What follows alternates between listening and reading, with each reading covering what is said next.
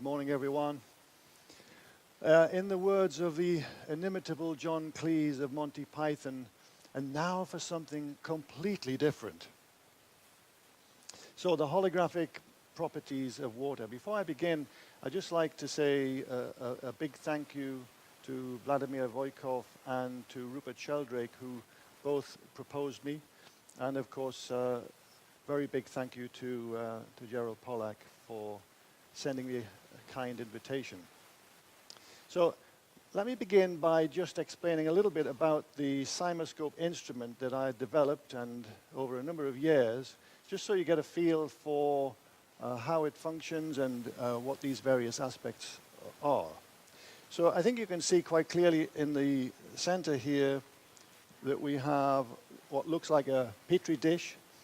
It's actually, it is a kind of petri dish, but really what this is, it's made of fused quartz, and the bottom part of it is, the actual bottom, is black quartz, and the whole thing is precision engineered. So it's a little bit of a kind of upscale petri dish, you could say.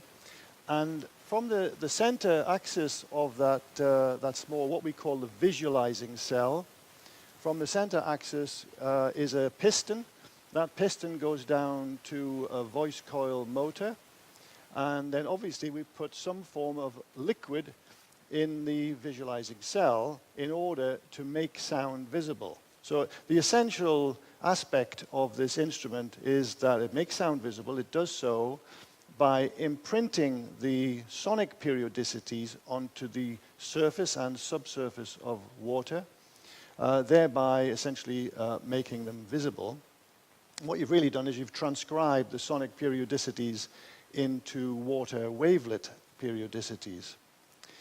Now, the parts that you can't see, of course, as I mentioned, we've got the voice coil motor that you can't see, but then there's a whole chain of audio equipment that drives that voice coil motor. In the example that I'm going to give today, we start off with a very standard audio oscillator, but this is an analog oscillator, not a digital oscillator. And it has an accuracy of 0.001% total harmonic distortion. So when you get a sine wave out of this oscillator, it's extremely pure.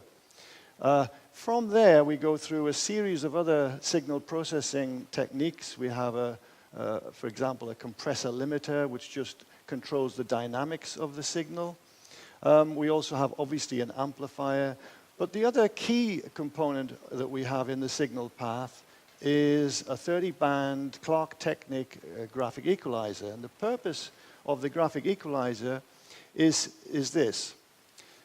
You might already have imagined that mechanical or electromechanical system comprising the visualizing cell, the piston, the voice coil motor, and so on.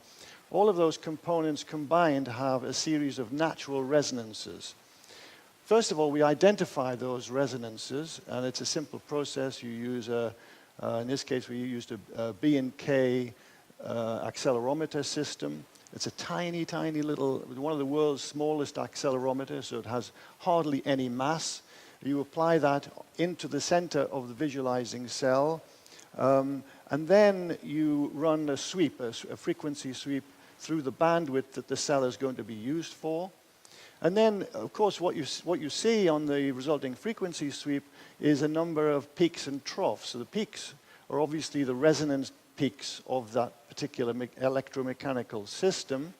And then in order to neutralize, or effectively neutralize those peaks, we then use the 30-band Clark-Technic equalizer. And what we do is simply dial in a kind of inverse profile so that it gives you a virtually flat frequency response, so that you know whatever signal you put into the cymoscope, you should get an analog, a model, if you like, of that frequency made visible. It can be a single frequency, or it can be a complex frequency like music or voice. Whatever you put in, you should get a fairly accurate analog in the form of a pattern, rather than in the form of a spectrum analyzer that we've come to know and love, for a long, long time. So this is a completely new type of instrument. I've built a number of them for scientists around the world, and so it's not that I'm not looking for business here. This is basically a tool. We just basically want to see this out in the world because we really do believe that it has a huge potential in terms of a scientific instrument. So, going on from there, this item that you see in the corner here, this is a Peltier control module. So Peltier, you probably know, is the system where you can control temperature just by putting a current in, and if you reverse the current in one direction, you will get the Peltier system will heat, and if you reverse it in the other direction, the Peltier system will cool. And it's very important to have the correct water temperature for whatever the experiment is that you're doing. In the visualizing cell, I've tried a lot of different fluids. One of the fluids I tried was Scotch whiskey. And while it definitely did not image as well as pure water, which is that we normally use, the medical grade water, it has one advantage, which is, of course, at the end of the experiment, you can just drink it.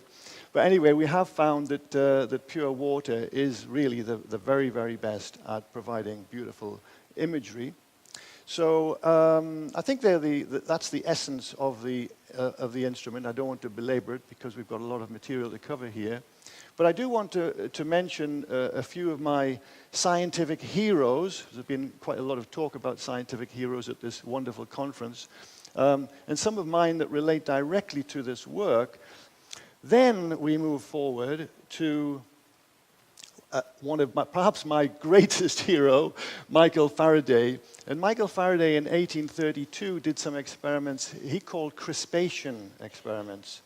And the reason I'm particularly mentioning Faraday was because all those other people were seeing forms in sand or powder or dust or this kind of thing, whereas, in other words, particulate matter, whereas Michael Faraday actually thought, well, I wonder what happens when we use liquids. And so Michael Faraday did he did about 6 months of work on this, and he was seeing beautiful patterns forming on the surface of the liquids. I think the problem was, it was really a long way. He didn't have the electronics, to drive. He didn't have the controls that you really need to do this kind of work. And so after 6 months of work, interestingly about Faraday, he didn't find any applications.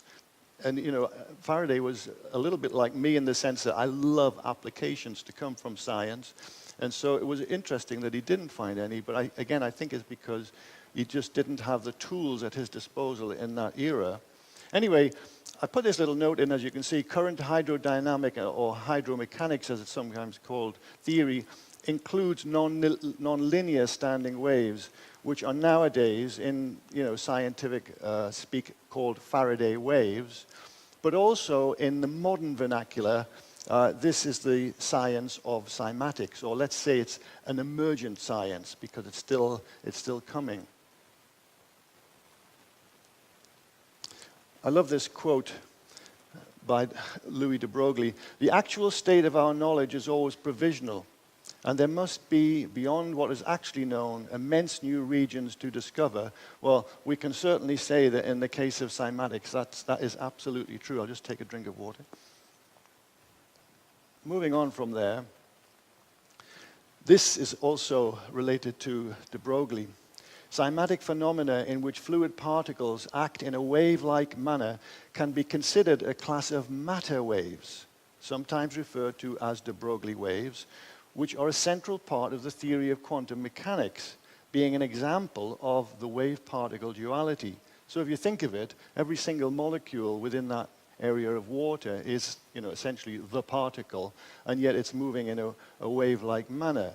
What excites me about this is simply the fact that here we have a medium, cymatics, Faraday waves, whatever you want to call it, which is actually a potential tool for investigating quantum dynamic theories, quantum dynamic experiments, and so on. So I think it's very exciting. Now look at this absolutely beautiful photo. What you can see is that there's a couple of water drops have been ejected there. This is not my photo, by the way, but nevertheless, it's a beautiful photo. What you can't see is what's going to happen next. You know, what's going to happen when one or more of those droplets of water enter the water. I don't know if you've ever puzzled on this, but I had for a long time. What actually happens when a drop of water like that falls back into the water? Well, we know what we can see with our normal eyes. You throw a pebble in a pond and you get the concentric ripples rushing away, etc. But what's happening in the structure of the water itself, under the water, subsurface?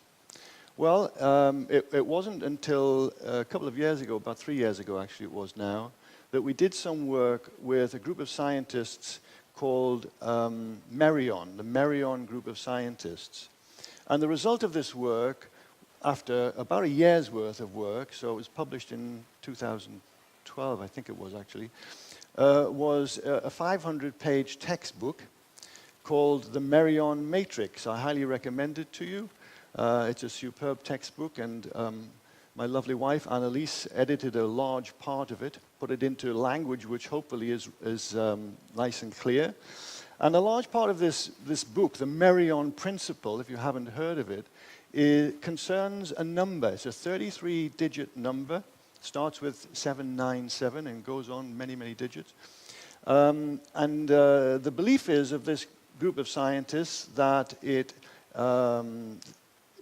basically encapsulates a creative principle of the universe. So it's a pretty big thought, and the book obviously sets out why that should be, or why that might be so.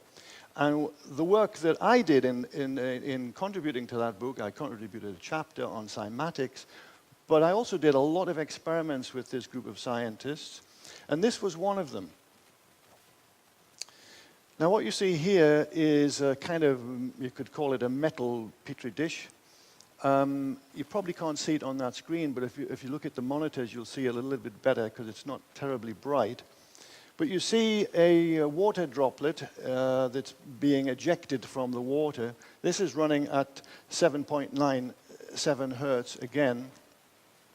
Sorry, I mentioned that long number. The first 3 digits we used 7.97 in terms of hertz. And this is a pure sinusoidal tone going into this with that cymoscope instrument that you saw earlier.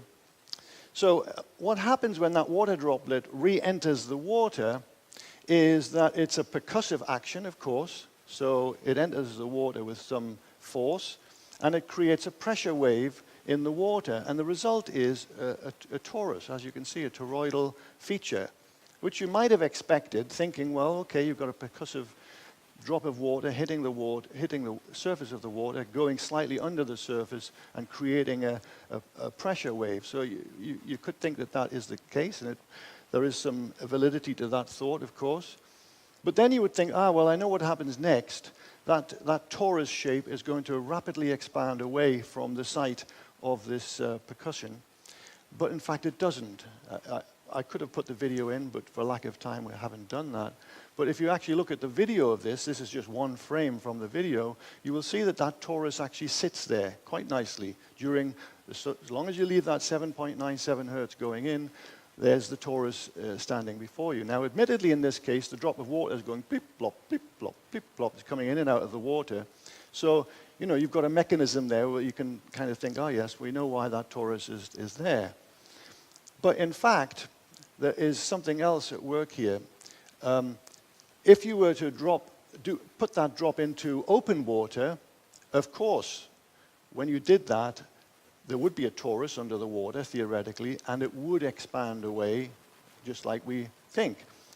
But when you do it in this sense, when you have a boundary condition, that torus just sits there, because, of course, there are opposing forces coming in continually from that boundary condition. In other words, what we're doing here, through that percussion in this case, is structuring the water.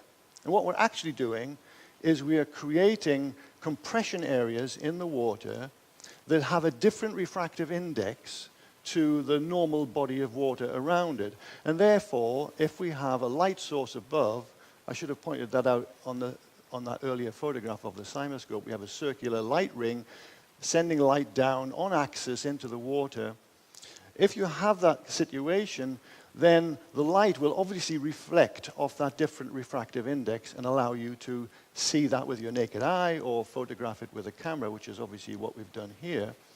I should also mention that the camera in this case is pointing at a roughly 45-degree angle, and it's focused under the water, not on the surface, you see. So that's why we're able to, that's why we can see that torus, because we're literally focusing under the water. So going on from there, what about this? Isn't that a beautiful image? What this is, as you see, it's 3D holographic-like cymoglyph created at 22.2 hertz by sonically compressed regions of water that have a different refractive index to the surrounding water. Now, there's a lot of information that can be gained from this image. This is not something that's been made in Photoshop. You know, this is an actual sound image in the water.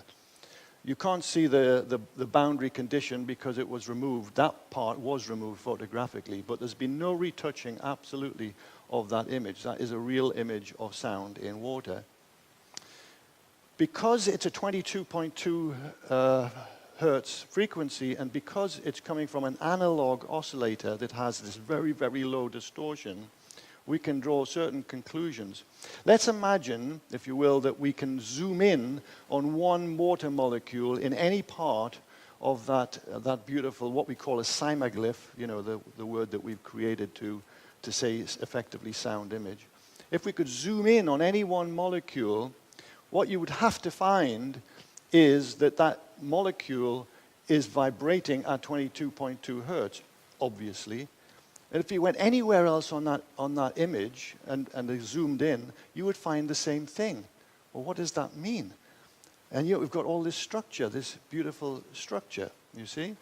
So this is why I think it's quite safe and conservative to say that it's holographic-like, or that we could use the word perhaps quasi-holographic, but certainly there are holographic properties to this. But another very important aspect to this is if we can create these kind of beautiful patterns in water simply by injecting a frequency or frequencies into the water, then there are huge implications for medical science, if you think about this. So it means that all of the sounds around us, whether it be people talking or music, if you imagine classical music, what that's doing in your body, this kind of image could be appearing in the visceral waters of your body, where you've got boundaries, certainly. Wherever you've got a boundary, you're going to have images that can form. Now, one of the areas in your body that you absolutely know you've got nice, clean boundaries are the membranes of cells. And in fact, I have done some early work, microscopy work, with living cells where you can literally see the pattern on the surface of the cell. So just thinking ahead a little bit about the possibilities for sound therapy as a mechanism, that we're looking into a mechanism, why does sound heal? We know it does. Ultrasound is used every day in hospitals as an actual therapy, not just, you know, for diagnostic tool, but as a therapy, and yet no one knows in the medical community why that ultrasound heals. And there's a whole group of people, including my dear friend and colleague Gary Buchanan, who's speaking next, who uses sound therapy on a daily basis. And I'm sure he'll give you some more insights into this. But I think you can see that if we can create beauty in the body of the water, not just on the surface, then there's a big implication here for many aspects of science. The holographic principle itself, there are many definitions. I like this particular one by Zimmerman Jones. The total information contained in a volume of space corresponds to an equal amount of information contained on the boundary of that space. And here you see a young lady playing a violin, and of course the sound that's coming away from her violin is spherical, because, as I'm sure you know, all sounds, all audible sounds at least, are spherical in their space form. And all light, all electromagnetism is spherical in its space form. So when we're talking about sine waves and so on, what we're really talking about is sound bubbles or light bubbles. But of course, the wave particle, the graph, is simply the oscillation, the movement of the bubble in and out that's carrying the actual information, the oscillatory information in somewhere. Anyway, if we look at, if we could go with a super microscope or something and go, it would have to be something very special, go down to the surface of that bubble and actually see one of the air particles, whether it be an atom or a molecule of some kind, and actually see its vibrational data, and then we were to go somewhere inside the bubble and do the same thing, we would find the identical data wherever we went inside that bubble, or surface or inside. So from that point of view, sound is very definitely holographic, or has holographic aspects to it. Now, have you ever wondered why the cochlea in your ear, which is only about 30 millimeters long when it's unwound, how it is able to detect very long wavelengths? And I give an example here of the lowest note on a piano, which is 27.5 hertz and has a wavelength of 12.37 meters. How can that little 30 millimeter long cochlea actually detect those very long wavelengths? Well, I'm putting forward a little hypothesis here. It has not been peer-reviewed, so take it as you will. The compression and rarefaction in a single frequency or complex array sound wave, I put that in quotes for obvious reasons now that we talked about the sound bubbles, does not mean that different data is present at different parts of the wave. The frequency data is identical throughout the wave, and only the intensity of the periodicities varies at different points in the wave. So when sound vibrations enter the cochlea, the cilia in the organ of Corti responds to the vibrations of individual molecules. Each molecule carries all of that vibrational data. Therefore, sonic frequencies imparted to atomic and molecular particles may be considered as quasi-holographic in nature. At least that's my proposal, that's my opinion. And it would be, one day I will publish a paper on this, and hopefully I'll get it peer-reviewed. Maybe some people will agree with me, I don't know, but it's an interesting thought as to why the cochlea is able to do this. And I did a lot of research online and in other places to try to find an answer to that question when I posed it, and I could find nothing that gave an explanation. Moving quickly on from there, how is the cymoscope able to describe long wavelength sounds onto a small water membrane? That question might have occurred to you. And here's another potential answer to that. Pure water at 20 degrees has a particular density, of course. Air at sea level has a particular density. Therefore, the transcription of airborne periodicities to water wavelet periodicities undergoes a compression ratio of approximately 829 to 1. And therein lies the potential answer to why this actually works. I need to run a little video now. This is looking at the camera, looking down, straight down on that 50 millimeter area of water in the cymoscope visualizing cell. And what you'll see happen, 27.5 hertz. What you see these rings appearing. I'm gradually increasing the amplitude that's entering that water cell, and the rings appear, and then there's a critical point called the Faraday instability point, and suddenly bursts onto the screen a full expression of that frequency, and then I simply I then decrease the amplitude and it goes back down. But moving on from there, here on the right-hand side of the screen, you can see the actual photograph of what you've just seen happening with your own eyes there. And you can see that what's happened, in effect, is that the wavelength, those long wavelengths that we've been talking about there, have been compressed. They've been compressed down, and you can literally do the calculation using that 829 to 1 figure, and it actually works. So I think it almost certainly is correct that what is happening here is those long wavelengths, those sonic periodicities, are being literally compressed down simply because of that differential in the density of air molecules versus water molecules. And if any of you want any of these PowerPoint slides, by the way, please see me later and you can have them. And that way you can study them at your leisure if you wish to. Emerging from this experimental result, a posited first law of cymatics could be expressed as this. A fluid membrane compresses incident sonic periodicities in a ratio governed by the relative densities of the sonic and fluid mediums. Again, of course, not peer-reviewed, so you might want to take it with a pinch of salt. But I have posited a lot of other laws of cymatics as I think of them, and perhaps in a future paper, you know, I will actually put them all forward, and I think it'll be quite an interesting paper. Also, modal patterns on a circular membrane, water membrane I should have put in, can be considered representative of a 2D slice through a 3D sound bubble, because the crests of the waves at the moment before Faraday instability are in phase with the crests of the initiating sound. In other words, what you see in the cymoscope, as I mentioned earlier, are literally models or analogues of the input frequencies. Now, the last part of the talk concerns dolphin holographic echolocation of various objects. We're collaborating with a wonderful guy in Florida called Jack Kasowitz, who works with dolphins on a daily basis.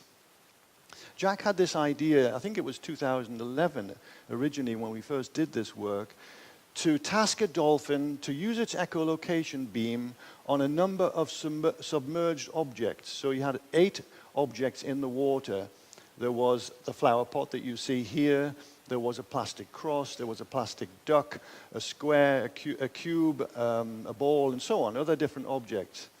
He then tasked the dolphin to echolocate on each, and then he had a hydrophone to pick up the reflected signal from those objects. He recorded very high-end audio. I mean, you're talking 150 kilohertz audio equipment, which is really high-end, recorded it, and then he played back the sounds, those same sounds, to the dolphin, and tasked the dolphin to pick out which object relates to which sound. And the dolphin was able to do that with an 86% accuracy, which is quite astonishing. And what it meant was that the dolphin actually was seeing sound in these reflections from the speaker that he'd put into the water. Then he had the brilliant idea of taking these objects and his sound equipment and going to a different dolphin facility, 2 hours away by car, put the objects in the water, speaker in the water, played the sounds to this new dolphin, and the new dolphin was able to also identify the objects with the same high accuracy, or similar high accuracy. Again, kind of proving the point that the dolphin is literally seeing these sound images somehow. Anyway, so then what he did was he knew about my work. He came on the phone to me one day and he said, I wonder what would happen if we put these sound files, these literally wave files, into your cymoscope, John. I said, I haven't got a clue, Jack, but let's try it. So he sent me these files on email, and the first one that we did was literally the flower pot.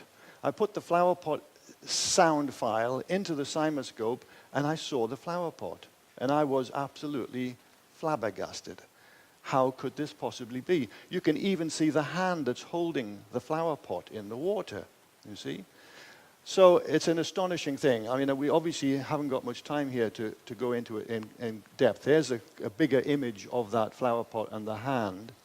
And because we believe that the dolphin has the ability to actually change the angle of its beam, there's a cutoff point where the rest of the arm, if you like, that's holding the hand is not seen. So anyway, we did that work in 2011 and a lot of other objects besides. I don't think we're going to have time to go into, we haven't got time to go into these. No, okay, we'll just rattle through this. And I was going to show you the difference between imaging an object with light and imaging it with sound. Go this way. There was the cube, the dolphin. There's a cube. You can see the cube image very clearly. I mean, it is astonishing. So you're going to ask me, I'm sure, well, what's the mechanism behind that? And we have got some theories, but we haven't got it fully worked out yet. But we think we have some of the answers.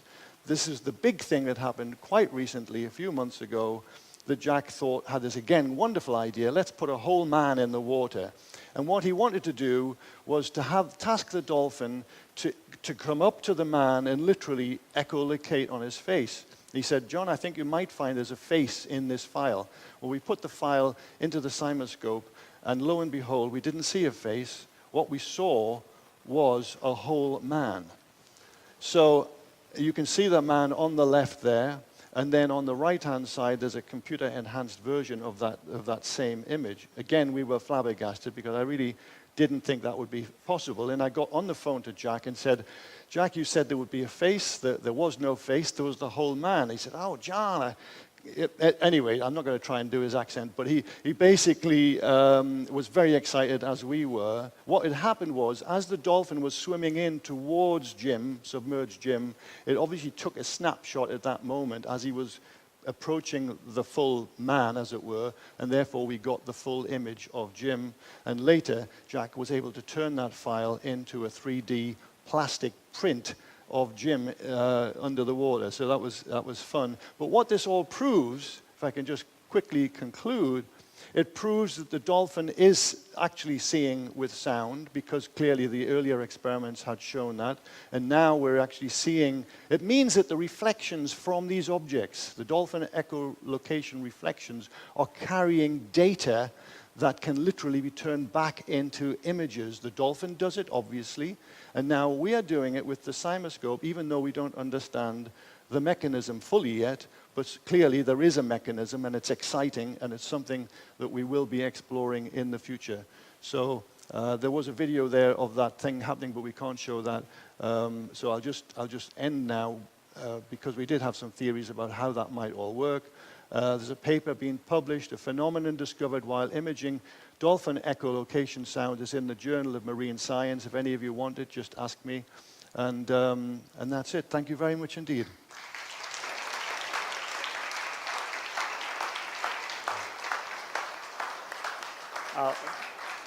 Thank you very much, John, for this wonderful dive into the aqueous medium.